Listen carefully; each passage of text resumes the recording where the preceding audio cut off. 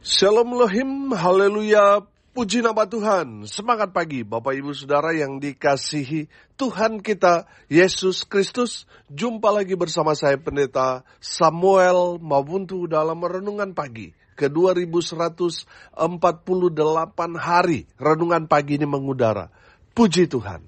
Bapak Ibu Saudara yang dikasihi Tuhan, sebelum kita membaca, mendengarkan dan merenungkan firman Tuhan hari ini, mari kita berdoa, minta pimpinan Roh Kudus. Kita berdoa. Bapa di surga, berbicaralah kepada kami semua. Pakai firman Tuhan ini untuk menegur kami, menasihati kami, meneguhkan iman percaya kami, dan memberkati kami semua. Di dalam nama Tuhan Yesus yang adalah firman Allah yang hidup, kami berdoa. Amin. Haleluya. Bapak Ibu Saudara yang dikasihi Tuhan, bersama dengan saya kita akan belajar Alkitab dari kitab Kejadian sampai kitab Wahyu. Mari buka Alkitab kita. Amsal pasal 17 ayat 13 sampai ayat 15. Demikian firman Tuhan. Siapa membalas kebaikan dengan kejahatan, kejahatan tidak akan menghindar dari rumahnya. Memulai pertengkaran adalah seperti membuka jalan air. Jadi undurlah sebelum perbantahan mulai. Membenarkan orang fasik dan mempersalahkan orang benar, kedua-duanya adalah kekejian bagi Tuhan. Amin. Firman Tuhan. Haleluya.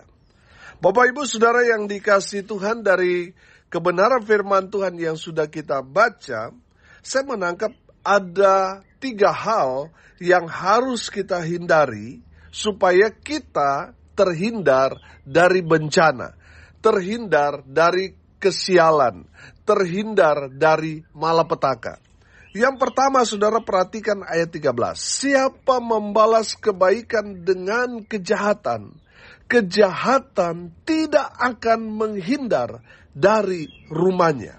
Amin. Saudara, yang pertama yang harus saudara hindari, jangan membalas kebaikan orang dengan kejahatan. Dengar ini, kita semua pasti pernah ditolong oleh orang, betul?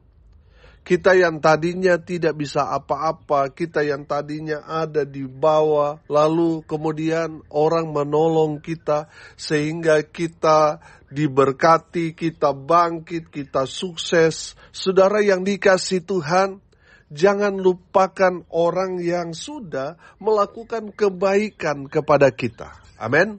Saudara, firman Tuhan ini sangat-sangat jelas.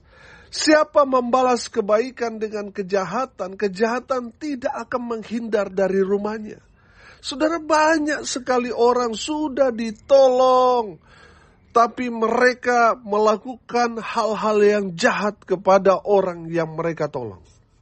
Sudah dibantu, tapi mereka fitnah. Coba saudara, saya mau tanya, ada nggak orang-orang seperti itu di sekitar kita? Banyak saudara.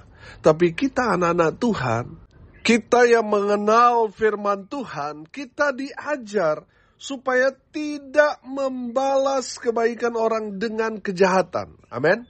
Firman Tuhan mengajarkan kepada kita saudara, seringkali terbalik dengan apa yang dilakukan oleh orang dunia. Orang dunia membalas kejahatan dengan kejahatan, tapi kita selalu diajar, balaslah kejahatan dengan kebaikan. Apalagi kepada mereka yang berbuat baik kepada kita.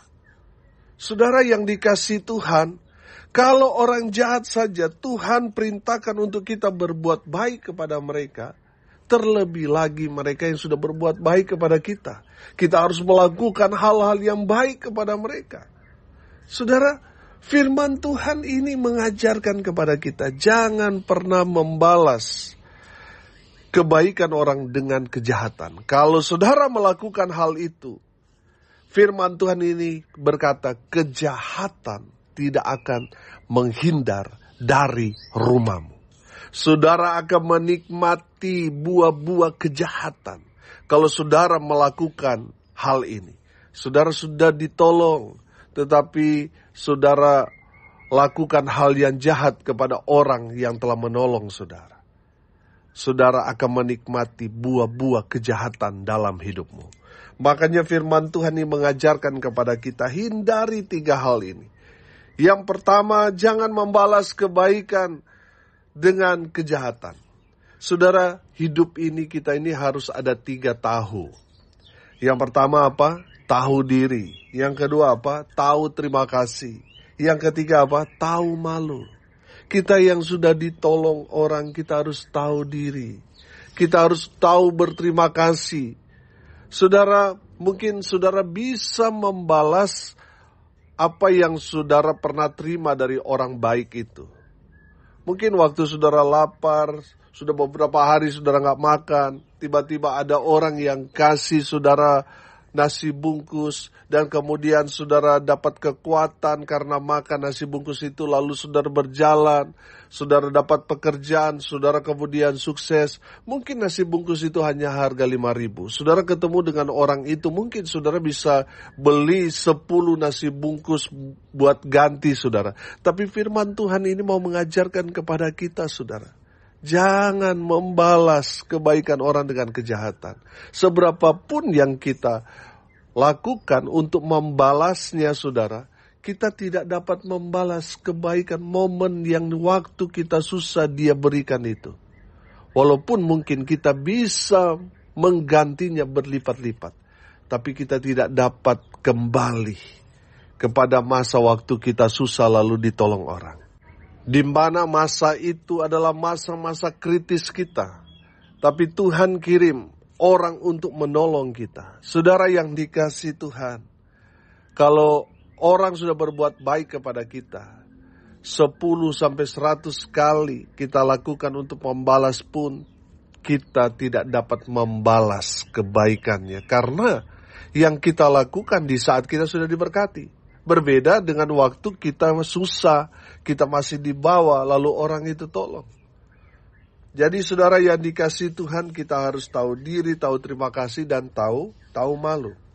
Jangan sampai saudara jadi orang yang tidak tahu diri, tidak tahu terima kasih, tidak tahu malu. Sudah ditolong, sudah dibantu, saudara lupa diri, saudara jadi angkuh, saudara tidak mengenal, tidak mau menolong orang yang sudah berbuat baik kepada kita. Firman Tuhan ini mengajarkan kepada kita, kalau kita melakukan kejahatan, kita masa bodoh dengan orang itu, kita nggak mau tolong lagi orang itu, kejahatan tidak akan menghindar dari rumahnya. Saudara yang dikasihi Tuhan, yang pertama kita harus hindari supaya kita terhindar dari masalah, dari bencana, dari malapetaka. Jangan membalas kebaikan orang dengan kejahatan. Yang kedua, kita belajar saudara, agar kita terhindar dari bencana. Yang kedua, perhatikan ayat 14. Memulai pertengkaran adalah seperti membuka jalan air. Jadi undurlah sebelum perbantahan mulai. Yang kedua saudara, jangan cari-cari masalah. Jangan jadi biang kerok keributan. Jangan jadi provokator. Bapak ibu saudara yang dikasihi Tuhan, firman Tuhan ini mau mengajarkan kepada kita, jangan memulai pertengkaran. Firman Tuhan ini memberikan penjelasan kepada kita, kalau kita memulai pertengkaran itu sama seperti kita membuka jalan air. Saudara, saya umpamakan bendungan yang besar, tiba-tiba saudara buka full saudara, yang tadinya airnya penuh lalu saudara buka saudara. Apa yang terjadi saudara? Aliran air yang begitu deras akan merusak, menghancurkan semua lahan yang air itu lewati. Jadi kalau saudara memulai pertengkaran, itu akan merusak, itu akan menghancurkan, baik itu dalam kehidupan saudara, rumah tangga saudara, dalam usaha, dalam pekerjaan, termasuk dalam pelayanan saudara. Semua akan mengalami dampak negatifnya. Jadi saudara yang dikasihi Tuhan, bertobat. Amin. Ada banyak orang, bahkan pasangan sendiri seringkali cari masalah. Hal-hal yang sebenarnya tidak besar jadi besar saudara. Padahal hal-hal yang kecil, sepele, tapi bisa jadi besar. Saudara yang dikasihi Tuhan, ada berapa banyak akhirnya rumah tangga berantem dan berakhir, saudara, di meja hijau hanya karena masalah sepele. Saudara yang dikasihi Tuhan, jangan membesar-besarkan masalah kecil cuma gara-gara masalah handuk yang ada di tempat tidur jadi masalah.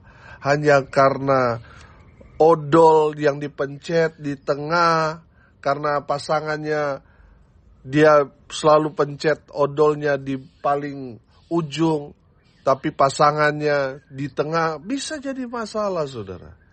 Hanya karena masalah-masalah kecil. Hindarilah supaya apa? Tidak berdampak besar. Kalau saudara bisa ngambil handuk di tempat tidur, ya sudah, nggak usah ribut. Kalau saudara lihat odolnya, saudara mungkin pencetnya nggak sama dengan yang saudara inginkan, nggak usah ribut. Itu hal-hal yang sepele. Kalau seandainya itu saudara respon lalu jadi masalah besar, yang rugi siapa? Yang rugi itu bukan hanya saudara, tetapi anak cucu saudara. Saudara yang dikasihi Tuhan, ada banyak sekali orang konseling dengan saya hanya karena masalah sepele. Akhirnya apa, saudara? Pisah ranjang. Sudah berbulan-bulan. Akhirnya sudah terbiasa. Karena sudah terbiasa pisah ranjang, saudara sudah malas mau bergabung kembali dalam keluarga yang utuh. Saudara, akhirnya pasangan yang tadinya komplain, yang marah-marah, nangis-nangis. Menyesal akhirnya. Tapi saudara sudah terlambat. Saudara yang dikasihi Tuhan, makanya kalau hal-hal yang sepele saudara bisa lakukan, sudahlah. Jangan itu yang menjadi masalah besar nantinya. Dan pasangan sudah, kalau sudah tahu itu akan jadi masalah, taruh handuk di tempat tidur, pencet odol itu bisa jadi masalah, ya janganlah. Itu kan masalah sepele. Jangan lagi membuat orang-orang itu marah sama saudara. Jadi saudara, saya percaya kalau kita mengerti firman Tuhan ini, maka tidak akan ada lagi yang masalah sepele jadi besar.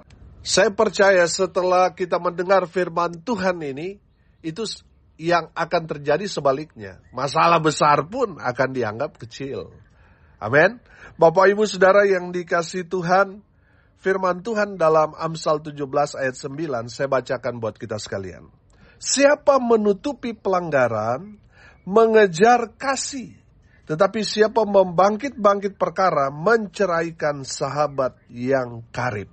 Saudara yang dikasihi Tuhan, perhatikan firman Tuhan ini. Barang siapa menutupi pelanggaran, dia mengejar kasih. Jadi kalau masalah sepele, saudara langsung ampuni, langsung tutupi, saudara tidak perbesar masalah itu, saudara mengejar kasih.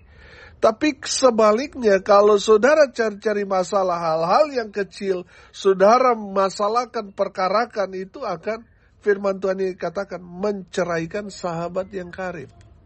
Jadi saudara yang dikasihi Tuhan, dengar ini baik-baik. Ya, jangan jadi biang kerok pertengkaran. Jangan jadi provokator. Jangan cari-cari masalah.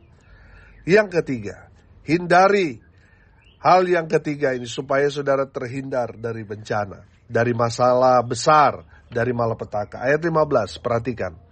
Membenarkan orang fasik dan mempersalahkan orang benar.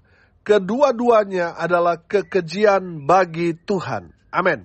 Bapak Ibu Saudara yang dikasihi Tuhan, kalau saudara mau terhindar dari bencana, dari malapetaka, dari masalah yang besar yang ketiga, jangan membenarkan orang fasik dan mempersalahkan orang benar. Artinya apa, saudara? Kalau ya, katakan ya. Kalau tidak, katakan tidak. Saudara, banyak yang terjadi sekarang ini, yang hitam jadi putih, yang putih jadi hitam, saudara. Saudara, kita orang-orang yang benar, orang-orang yang percaya kepada Tuhan Yesus, kita harus melakukan kebenaran.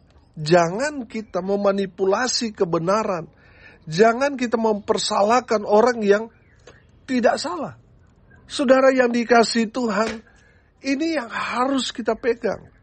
Kalau tidak, akan terjadi masalah dalam kehidupanmu. Kalau saudara mempersalahkan orang benar, orang yang tidak salah, saudara salahkan, saudara hati-hati saudara.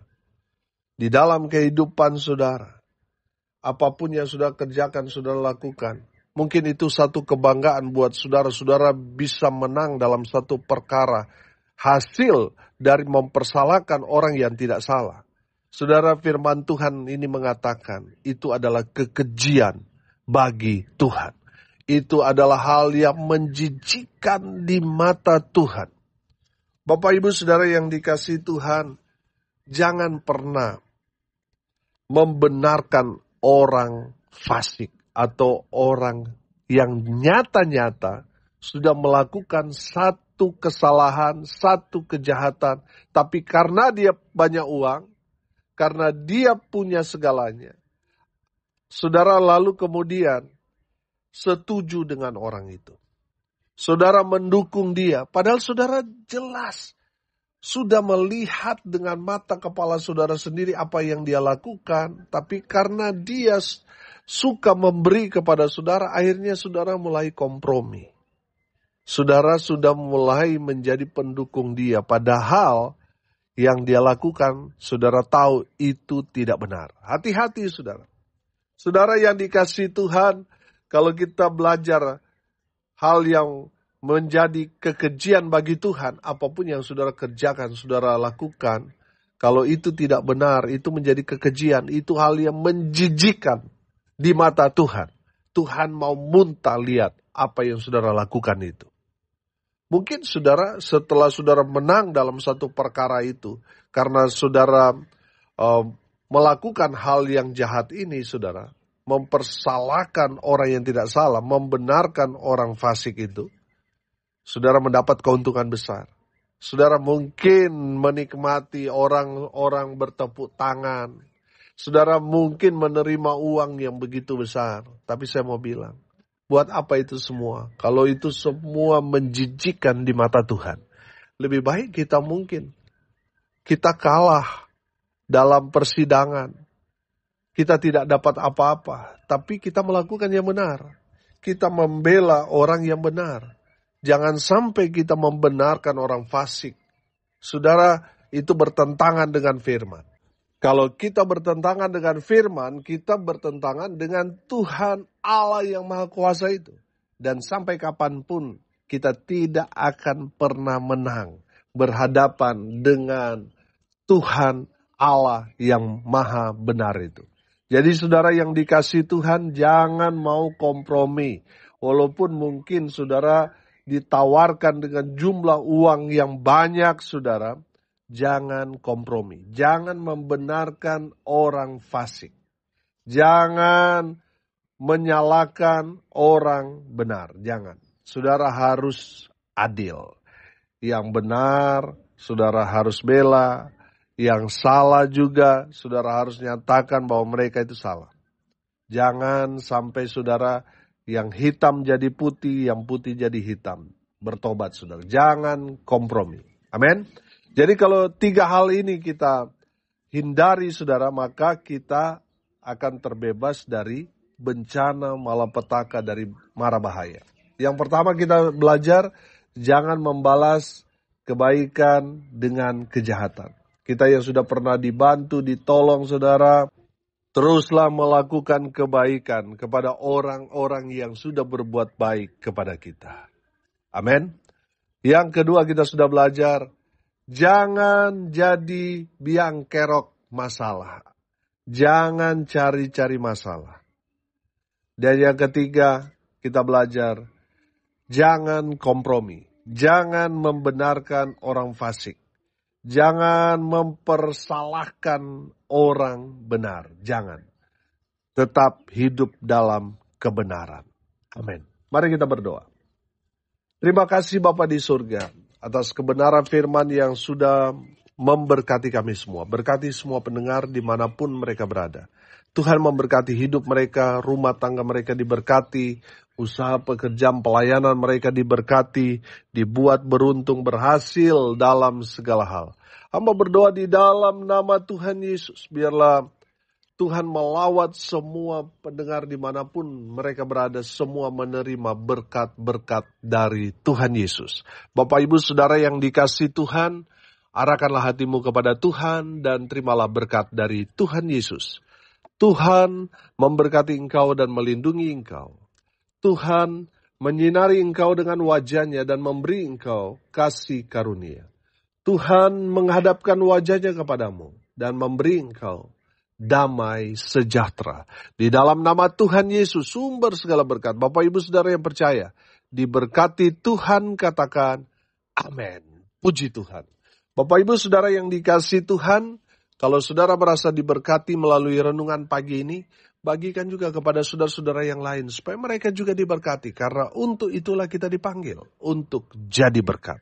Salam kasih dari Bali, saya Pendeta Samuel Mabuntu. Sampai jumpa besok pagi. Tuhan Yesus memberkati kita semua. Haleluya.